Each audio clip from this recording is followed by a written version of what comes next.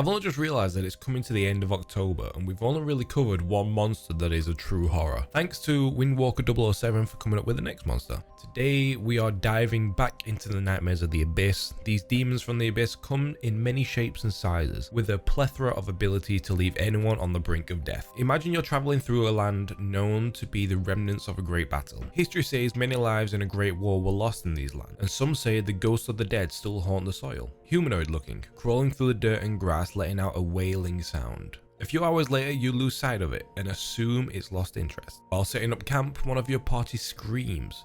You turn to look and see a 15-foot tall humanoid with 4 arms that end in sharp bone spikes, and a 5th arm that is sprouting out of its stomach, all wrapped around your party member, embracing them in a tight embrace. It lets out this sorrowful wail and drags your party member off with tremendous speed. You hear more wails coming from all around you, and you find yourself quickly being surrounded. These creatures are called the Sorrowsworn, and they are very hungry.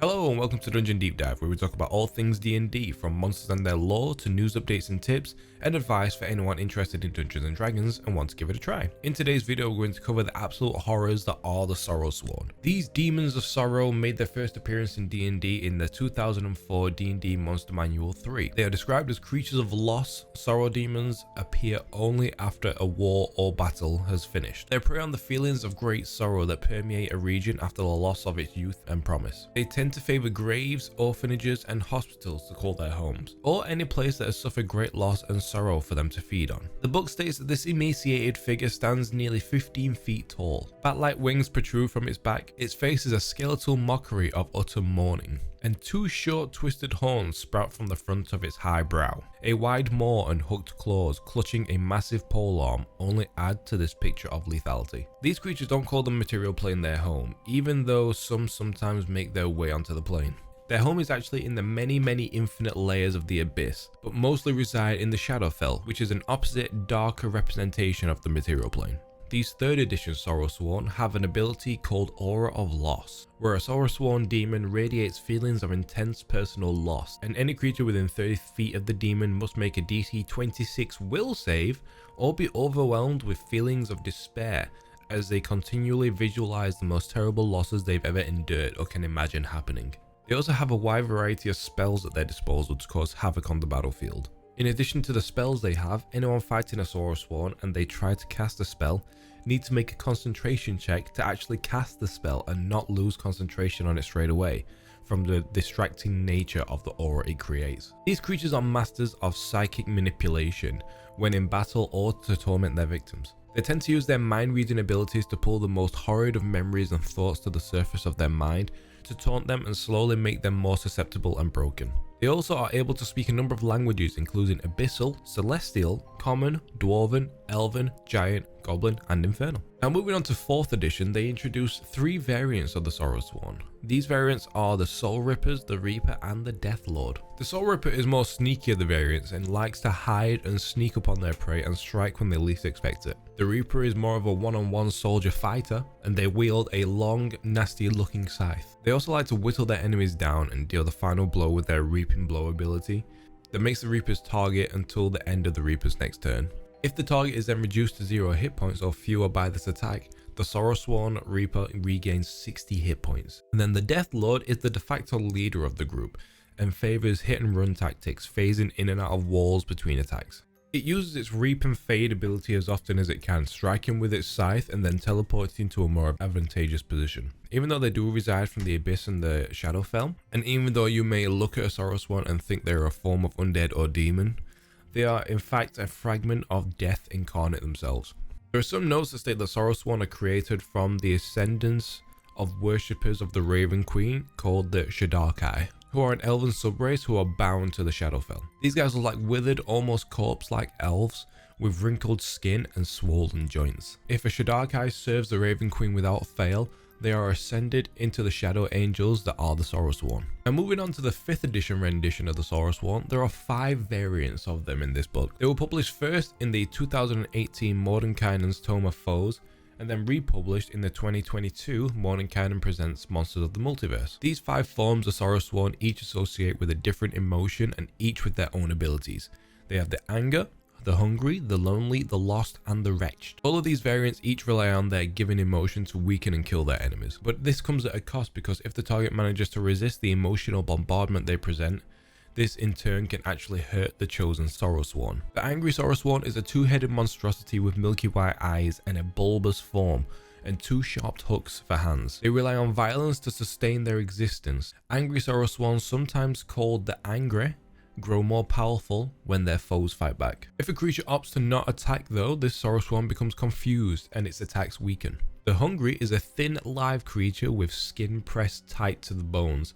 They have long clawed hands with webbing between each finger, and a huge gaping maw that stretches and elongates bigger than you think it should. They do whatever is necessary to satiate their appetites. These greedy devourers stuff their maws with flesh and drink in their victims' screams. When they finish, they lurch away while their bright eyes resume the search for something else to consume. The lonely are a sad, sorrowful looking monster with black liquid seeping from their eyes and long, jagged spikes for legs and arms. These guys have an uncontrollable need for companionship, and when these Sorrowsworn spot other creatures, they feel the need for interaction and launch their harpoon-like arms to drag their victims closer. The lost Sorrowsworn are the closest to humanoid looking in the group, except for their four spiked ended arms and the fifth arm that sprouts out of their stomach. They are the representation of anxiety and fear people experience when they can't find their way. These Sorrowsworn appear desperate and panicked. The lost grasp any creature that they can reach. A victim experiences a flood of fear and panic as its mind buckles under the fury of this assault. The harder the victim's allies fight to break the grasp, the more the victim suffers. Now the wretched Sorrowsworn are little pups or scavengers of the Sorrowsworn. They have a gaping maw with rows of teeth filling the mouth and two small stumpy clawed legs. These horrid little monsters gather in packs to scour the Shadowfell for prey. These desperate entities subsist on life force. When they find a creature, they surge forward to sink their fangs into their victims and drink deep. In all their renditions throughout the books, they hunt and prey on people and places of great loss and sadness. There are a lot of Sorrowsworn specifically in the Shadowfell who specifically serve the Raven Queen and are used by the matron to hunt mortals who have cheated death and pushed from her grasp. They also protect the Raven Queen from schemes of Nightwalkers, which are shadowy undead monsters from the Shadowfell. Okay, now let's go over the stats for the 5e Sorrowsworn. I'm going to show the official 5e version of these monsters, but I'm also going to show some improved stat blocks from the Unearthed Arcana Reddit by user OhiMark. Starting with the official Sorrows, we have the Angry. They have an AC of 18 and 255 hit points. They have a resistance to bludgeoning, piercing, and slashing damage while in dim light or darkness. And they apparently can only speak common, where previous versions could speak a bunch of languages. They have the two-head ability, where the Sorrowsworn has advantage on saving throws against being blind, charmed, deafened, frightened, stunned, or knocked unconscious. They also get a rising anger ability, where if another creature deals damage to the Sorrowsworn's attack rolls have advantage until the end of its next turn. And the first time it hits with a hook attack on its next turn, the attack target takes an extra 3d12 psychic damage. But on its turn, the Sorrowsworn has disadvantage on attack rolls if no other creature has dealt damage to it since the end of its last turn. So I feel like pacifism is the way to go for this guy. For their actions, they get a multi-attack with their two hooked hands, and the hooks have a +8 to hit with a reach of 5 feet and deal 2d12 plus 3 piercing damage. Now for the Reddit version of this creature, the Angry gets an ability called Pacifism Weakness. If a creature within 15 feet of the Angry that is not incapacitated takes no hostile action on its turn, the Angry takes 3d12 psychic damage. Instead of the Rising Anger ability, they gave it a Rising Fury ability, where the Angry gains one of the following effects depending on its level of fury. Whenever the Angry takes damage from a source other than its pacifism weakness, its fury increases by 1 level. Whenever the Angry deals damage, its fury decreases by 1 level.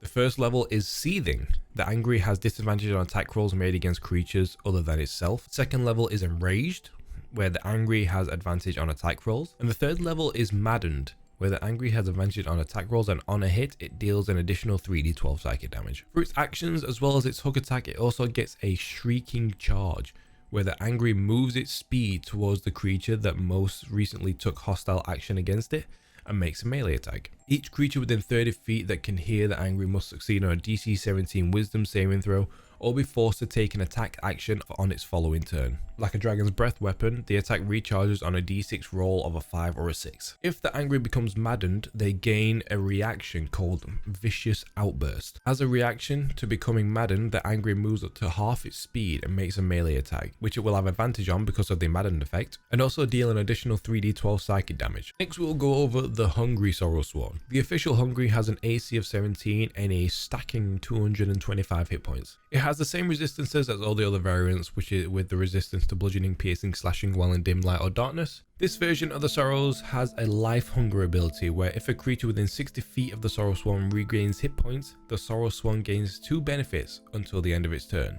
It gains advantage on attack rolls, and its bite deals an extra 4d10 necrotic damage on a hit. It doesn't really have any other abilities unlike its previous, but it does get a multi-attack with its bite and its claws. The bite has a +8 to hit and a reach of 5 feet and deals 1d8 plus 4 piercing damage and plus 3d8 necrotic damage. The claws have a +8 to hit and a reach of 10 feet and deal 4d6 plus 4 slashing. And if the target is a medium or smaller creature, it is grappled and needs to make a DC 16 escape save to break the grapple. If not, it is restrained until the grapple ends, so all attacks against the grappled creature will have advantage. Now for the Reddit version, it still has the AC of 17, but has less hit points with 165 instead of 225. And it also gains an extra resistance to necrotic damage. They took away the extra damage from the life hunger ability and instead gave it an effect that gives the hungry disadvantage on attack rolls if the target has all their hit dice. It gained an extra ability called Ruinous Consumption, where a creature starts its turn grappled by the hungry must make a DC 15 Constitution saving throw. On a failure, a creature loses 1d10 unexpended hit dice, which I feel is a little harsh. It then instantly goes to 0 hit points if it has no unexpended hit dice remaining. The hungry gains 5 temporary hit points for each hit die expended in this way. Strangely, it loses its bite attack in exchange for a swallow whole action, where the hungry begins to swallow a large or smaller creature that is incapacitated. At the beginning of the hungry's next turn, the target is swallowed and its body is destroyed, and the hungry gains 30 hit points. This action is disrupted if the hungry takes any radiant damage, suffers a critical hit, or is knocked prone, or is incapacitated, or if the creature it is swallowing regains any hit points. The hungry also gains a reaction called Waves of Exhaustion, where once a day as a reaction to being reduced to below 83 hit points, the hungry forces each creature within 30 feet to succeed on a DC 15 Constitution saving throw, all fall prone, and be unable to stand on its following turn. Next up we have the Lonely, which gets the biggest glow up of the Reddit version. Starting with the official, it has an AC of 16 and 112 hit points. It has a Psychic Leech ability, where at the start of each of the Sorrowsworn's turns, each creature within 5 feet of it must succeed on a DC 15 Wisdom saving throw, or take 3d6 psychic damage. It also has an ability called Thrives on Company, where the Sorrowsworn has advantage on attack rolls while it is within 30 feet of at least 2 other creatures. It otherwise has a disadvantage on all attack rolls. For its action, it gets a multi-attack, one with its Harpoon Arm attack and its Sorrow's Embrace action. The Harpoon Arm has a +7 to hit and a reach of 60 feet, and it deals 4d8 plus 3 piercing damage, and the target is grappled if it is a large or small creature. The Sorrowsworn has 2 harpoon arms and can grapple up to 2 creatures at once. When grappling, it can use its Sorrowful Embrace action, where each creature grappled by the Sorrowsworn must make a DC 15 Wisdom saving throw. On a failed save, they take 4d8 psychic damage, or half as much damage on a successful one, but in either case, the Sorrowsworn pulls each of these creatures up to 30 feet straight towards it.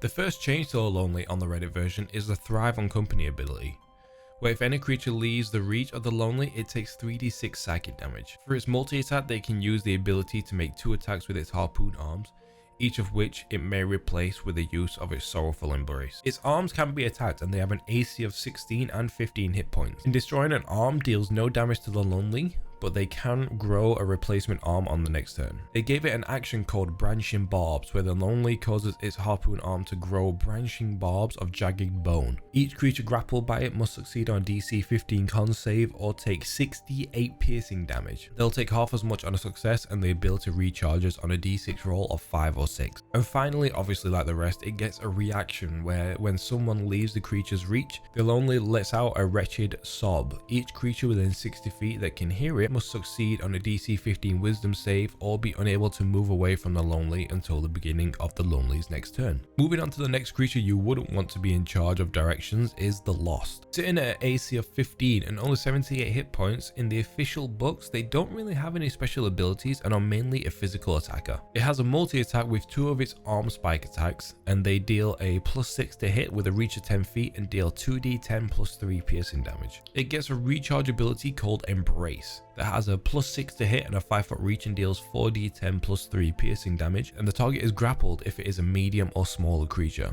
Until the grapple ends, the target is frightened and it takes 68 psychic damage at the end of each of its turns. The Sorrowsworn can only grapple one creature at a time, and this ability recharges on a d6 roll of a 4 to a 6, and is the only version in the book that gets a recharge attack and a reaction. The reaction it gets is called Tightening Embrace, where if the Sorrowsworn takes damage, the creature grappled by Embrace takes 4d8 psychic damage. Now for the Reddit edition, the Lost has more hit points, clocking in at 162, and again gains the resistance to necrotic damage. It's been given an ability called Disorienting Wail, where any creature within 500 feet of the Lost that can hear its wailing has disadvantage on ability checks and saving throws that use wisdom as their vision blurs and sounds becomes distorted and unintelligible. This variant is a lot more deadlier than the official, with its multi-attack making 5 attacks with its arm spikes and using its embedding Embrace, but it does make 1 fewer attacks for each arm spike that is grappling a creature. The arm spike attacks deal slightly less damage than the official one, but this is mainly because they can do 5 attacks in 1 round.